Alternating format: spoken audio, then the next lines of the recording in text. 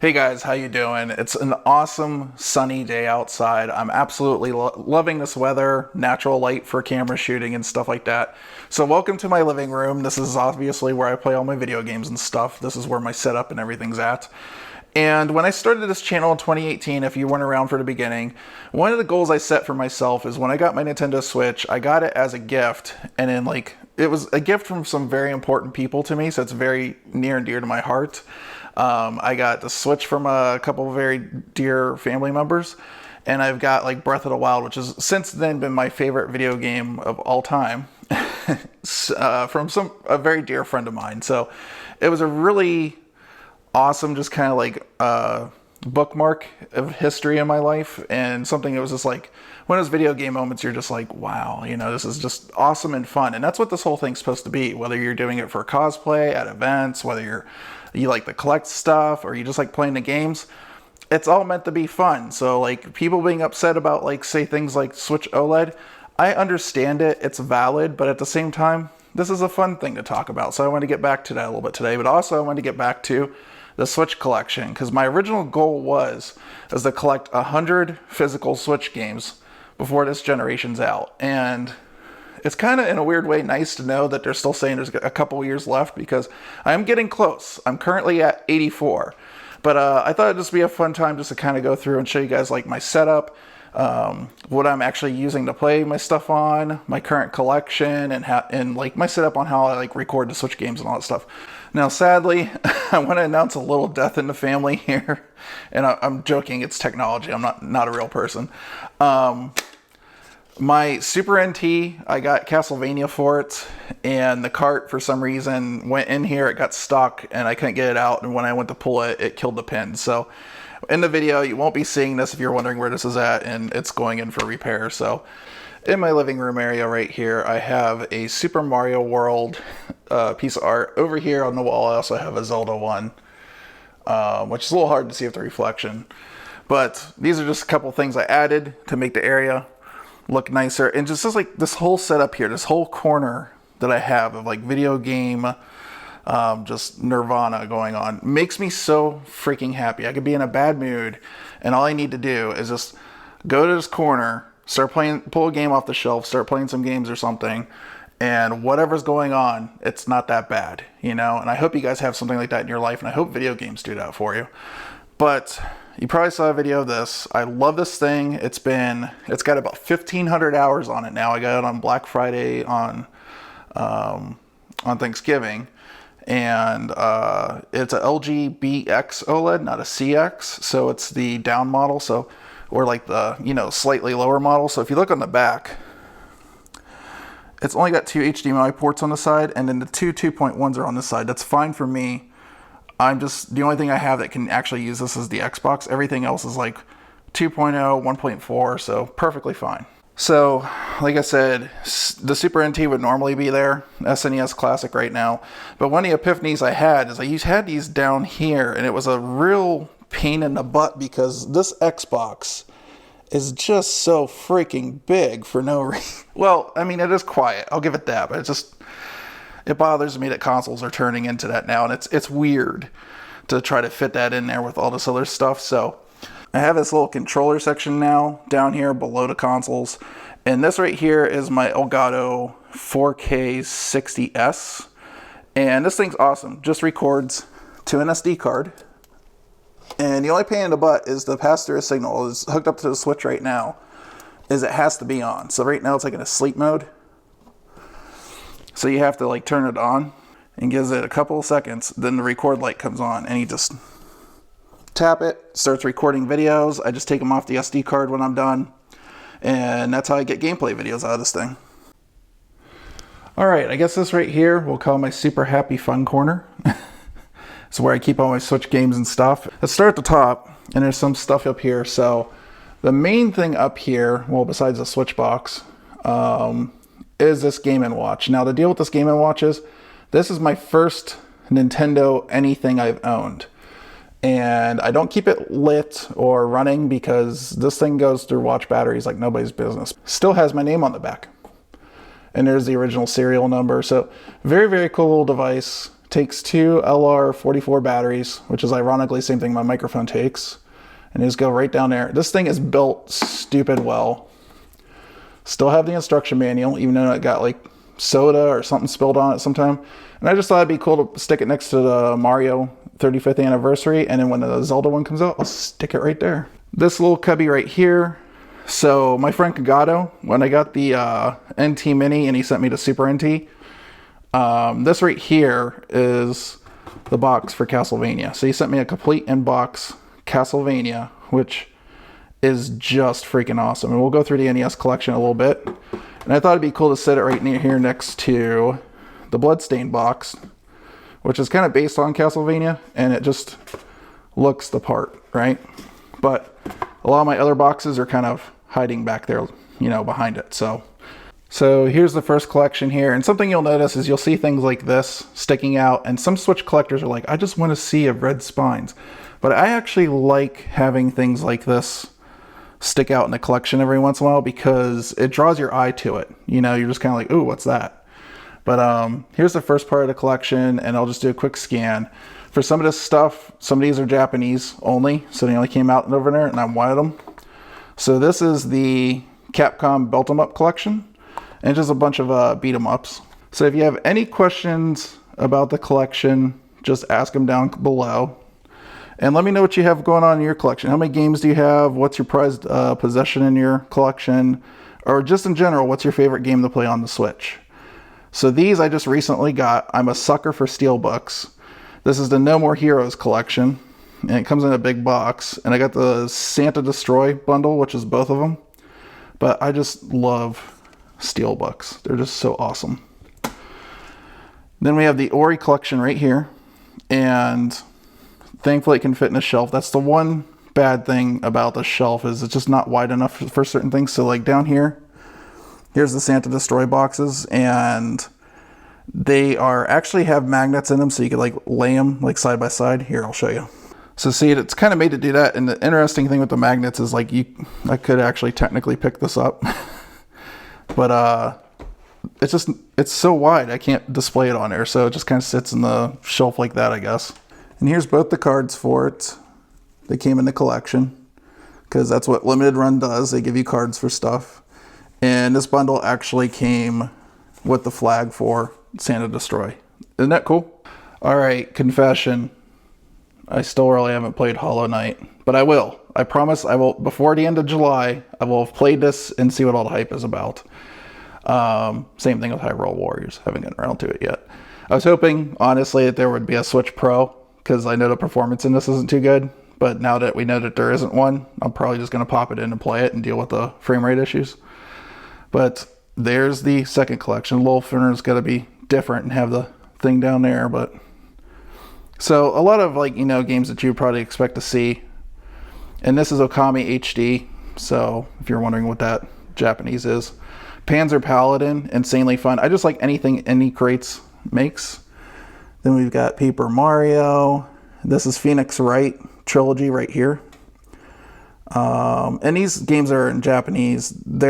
I got them because there was also an English version on the game itself.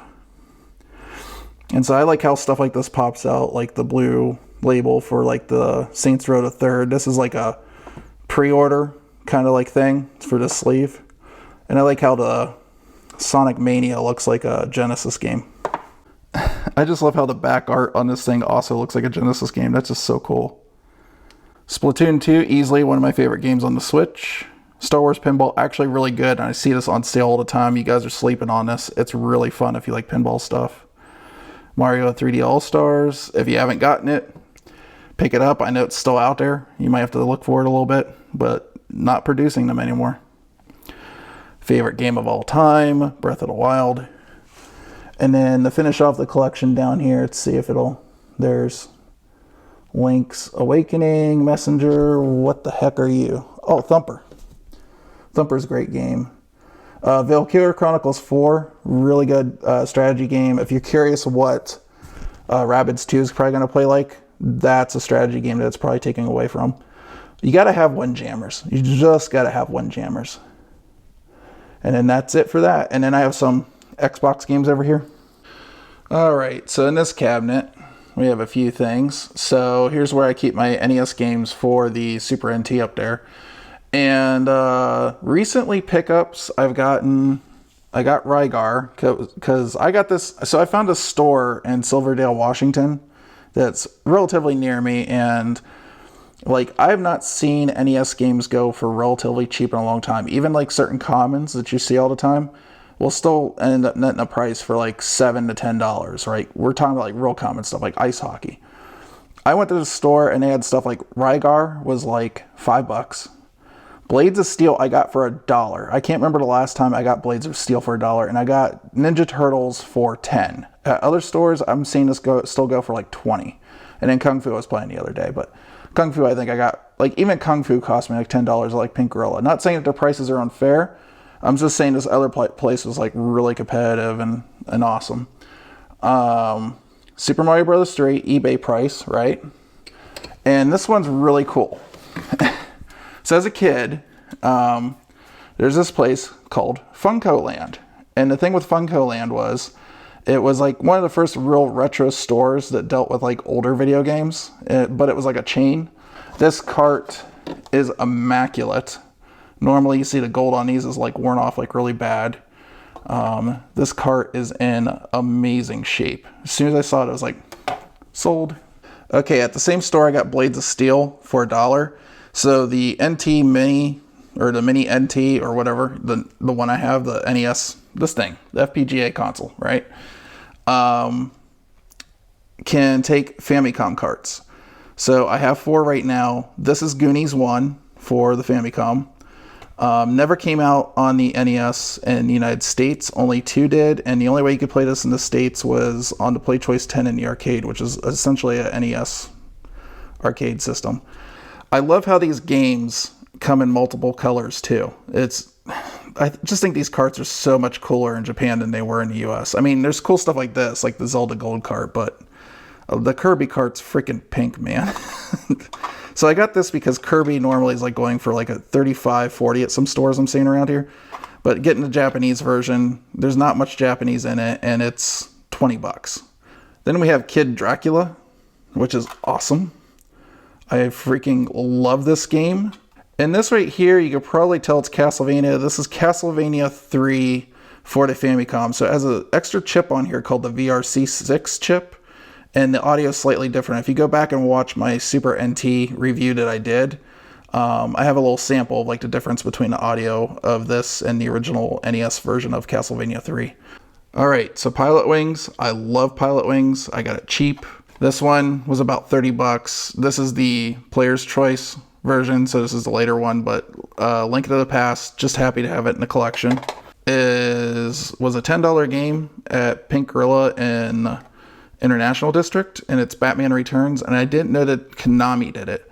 So it's like a beat 'em up, like Final Fight or something, but it's really good, and for something being this close to launch, the graphics on it are actually amazing. Like they're better than Final Fight, I think.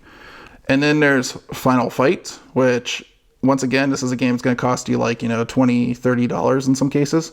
Japanese version, really just the story at the beginning is the only thing in Japanese that you can't understand. The gameplay is the same, $10. Now this is one I don't see too common anywhere, and I think I got this for $25, and this is Knights of the Round. This is the Japanese version. Once again, that's what you're going to run into is like story stuff and all that. It's going to be in Japanese, but other than that, like this disc or this cart in the US goes for a lot of money. So as you can see right here on price charting, Knights of the Round for Super Nintendo is going for around $120. So yeah, just get the Famicom one. That's quite a bit of a difference. And what's interesting is the Famicom cart actually went up. I got this for $25. So this actually has a full-on English and Japanese version on the cart. So if you see this and you want to save some money and you have something like the Super NT or an adapter that'll take Famicom carts, by all means, this is just as good as the US version. I would argue with the art that you get on the Japanese ones, even better, because I mean, like, that just looks awesome. All right, next up, Super Ghosts and Goblins. Literally my first Super Nintendo game. I know a lot of people say it's Super Mario World, but I got the control deck without the game and one controller, and this is what I got with it, was Star Fox. This was mind-blowing in the 90s, and I still enjoy playing this game. Not a great game, and you can find it really cheap because nobody wants it. I got this years ago from a friend, and a very uncommon game, actually made by Sony ImageSoft, and I just don't really see this game around a whole lot, and it's gone up in value quite a bit. Like right now, yeah, Sky Blazer right now is going for $121 according to price charting. I paid like $10 for it back like a couple years ago. You can see I paid $12 for this. This is Top Gear 1. I love the Top Gear series, so just had to have it. Donkey Kong Country. You can find this relatively easy right now for around $20 is the going price for this. And Super Mario Kart. I got this for, I think like $35, which seems to be going price for it right now. And Super Street Fighter 2. I personally like Turbo better. I think it's more accurate to the arcade. When they got to this, they had so many characters and stuff they had to stuff in this cart. And there's just so many things and animations missing from the game, but I got this for like $5 like back in the day. So I've always enjoyed seeing other people's game collections. Mine's not large. I'm not like a Happy Console Gamer or Metal Jesus Rocks or something like that on YouTube, but I am having a lot of fun doing this and talking about it, and I can't wait to like share other aspects of gaming with you guys. This is my happy fun place. I hope you guys enjoy this kind of stuff. If you enjoyed it, if you liked this video, hit a like down below. If you loved it, give me a subscribe and we'll hang out and talk some more about video games. But other than that, that's all I have to show you. From here on out, though, I think one thing I'm going to do a little bit different is that took a while to get through all that and just kind of show you guys and stuff. So as the collection grows, I'm just going to like do like little updates on like game pickups and game hauls and stuff like that. And we have PAX Prime coming up pretty soon, and I intend to go and shoot it. And I know it's a scary time, but the way I look at it is I need some enjoyment in my life, so I'm going to risk it. And if you guys want to stay home, but you still want that experience or something, you know, if you want me to like go ask like an indie developer or something about like a game or something like that, I'll try my best and try to get it on camera for you guys. So leave that in the comments down below as well. See you in the next video, guys. This has been really fun. Thank you for allowing me to do this and make this kind of content for you. And thanks for watching.